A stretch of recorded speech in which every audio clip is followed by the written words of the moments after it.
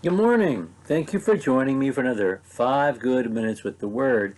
I'm Barry Bryson, and we're continuing our study of the Gospel of Matthew. We're in the middle of the parables sermon in chapter 13, and he presents another parable in verse 24. This is the second of the long parables, the parables which receive explanatory comment afterwards in this sermon. We talked about the parable of the wise and foolish builder being elementary school, the parable of the sower being high school, and the parable of the weeds is undergrad. After that, we're prepared to think about these things on our own, and he doesn't really go into any detail explaining anything else in the rest of this sermon. He presented another parable to them, verse 24, saying, "The kingdom of heaven may be compared to a man who sowed good seed in his field. While men were sleeping, his enemy came and sowed tares among the wheat and went away. But when the wheat sprang up and bore grain, then the tares became evident also. And the slaves of the landowner came and said to him, 'Sir, did you not grow good seed in your field? How then does it have tares?' And he said to them, 'An enemy has done this.' And the slaves said to him, 'Do you want us to then go and gather them up?' And he said, 'No, lest while you are gathering up the tares, you may root up the wheat with them. Allow them both to grow together until the harvest. In the time of harvest I will say to the reapers, first gather up the tares and bind them in bundles and burn them up, but gather the wheat into my barn.'" He presented, and then we have the explanation in 36 through 43.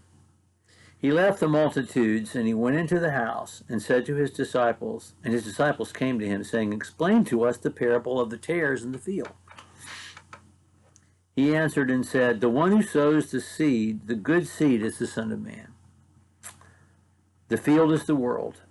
And as for the good seed, these are the sons of the kingdom, and the tares are the sons of the evil one. And the enemy who sowed them is the devil. And the harvest is the end of the age, and the reapers are angels. Therefore, just as the tares are gathered up and burned with fire, so it shall be at the end of the age. The Son of Man will send forth his angels, and they will gather out of his kingdom all stumbling blocks and those who commit lawlessness, and will cast them into a furnace of fire. And in verse 41, he quotes the prophet Zephaniah, by the way.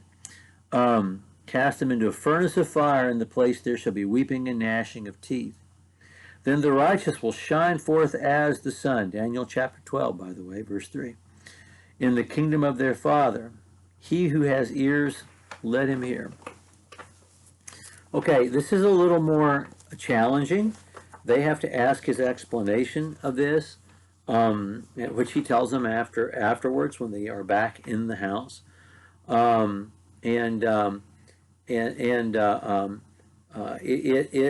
It's clear once he explains it what he's saying. But there are still things for us to think about that he didn't point out to them. He just identified the symbols. He did not, as he did in the parable of the sower, apply the parable. He identified the symbols in the parable. So there's a greater challenge for us. Man has a field. The field's the word. The man is the Son of Man. The gospel falls on the ground, and that which springs up from the good seed, these are the sons of the kingdom. The enemy has planted among them people who really are not members of the kingdom, really are not converted, but they're growing up among the converted as if they are. Now he's probably talking about darnel, which is a form of ryegrass, which was growing then in the Middle East. And the seeds in the grain head are poisonous. And in early on in the growth cycle, they're nearly indistinguishable. It's only when the grain heads appear that you can tell the difference. Also, the darnel grows shorter than the wheat. So when darnel was growing among wheat and it was harvest time, you'd harvest the grain heads. You would cut the grain heads off from the top, right? And then you wouldn't get the darnel. Instead of just going down to the bottom, you'd lose the straw. but you'd get the grain, and you could save the real value of the field. That's what they would do. That's not what happens on Judgment Day. What happens on Judgment Day is that the angels, he says, gather up the darnel, the weeds first, and throw them into the furnace of fire.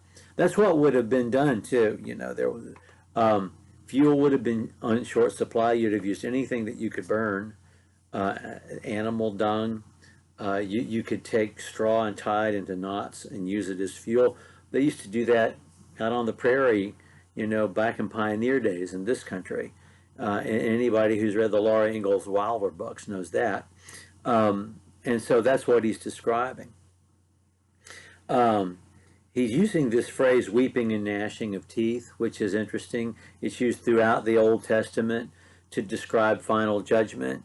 And then shining like the sun, that's used throughout the Old Testament as well, to talk about who God's people are and who they will be in eternity. Of course, in this parable, he's quoting specifically Zephaniah and Daniel. Let's talk about the parable.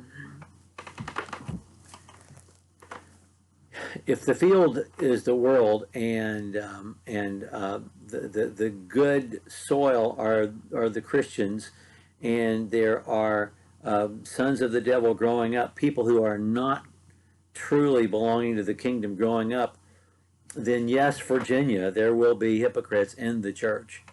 And no, Virginia, you are not given the task of identifying who they are and getting them out of the church. God says, I will deal with this on final judgment. This is not your job. This is not your job.